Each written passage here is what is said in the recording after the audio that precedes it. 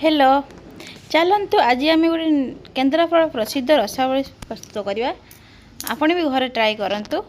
मुझे 300 ग्राम छेना नहीं, गोटे टेबल स्पून 1 टेबल स्पून बड़ चामच रे सुजी नहीं, मैदा गोटे टेबल स्पून नहीं, आ गुजराती पाउडर नहीं।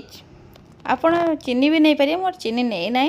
आप भलसे दलीदेवे, दलिबे भलसे पूरा प्लेन है आपण ताको रसावली आकार गोल गोल टाइप रे शेप देवे, गोल गोल कर देवे।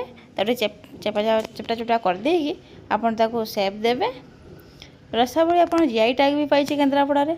आप चलतु नुआ प्रस्तुति करवा। आमे गैस रे गोटे पैन बसेबा, सेटारे मु रिफाइन ऑयल नहीं, आपण चाहिए घी भी नहीं पारे। घी रे कले बहुत टेस्ट लगे, ता स्मेलटा बहुत सुंदर आसो। मुझे रिफाइन ऑयल मु फ्राए करची। ये रसावली कई रखी छेना फ्राए करची। आपन दीपटे उल्टेबे, रेड कलर हेनी, पूरा रेड ब्राउन कलर हेले आपन ताको काढ़ीबे। काढ़ी सारा पर गोटे गोटे कर सब काढ़े। कला बेसी कला करेंगे, कला कले बेस पिता लगे, भल लगे। आपड़ चाहिए घीर करूँ, बहुत टेस्ट आसो। तापर मो क्षीर को ये आगुआ कर रखी। फास्ट आपन क्षीर हाफ लिटर नेबे। हाफ लिटर नेला आपन ताको फुटेबे, फुटे बहलिया करेंगे। चीनी देवे, चीनी देला पर गुजराती पाउडर देवे। मुझे फूड कलर यूज करना, मुझे केसर यूज करची।